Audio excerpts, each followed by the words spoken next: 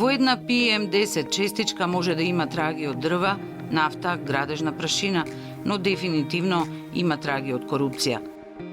Корупцијата тече и во матните речни води и е закопана во затроените почви. Кога една фабрика создава отпадни води, треба да ги прочисти или да ја плати штетата.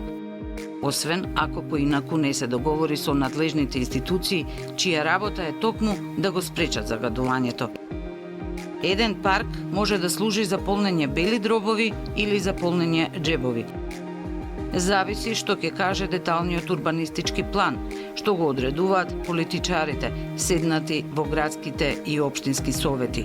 Резултат, во некои општини годишниот просек на новоизградени станови скокнал од 200 на 800 на сметка на зелените површини.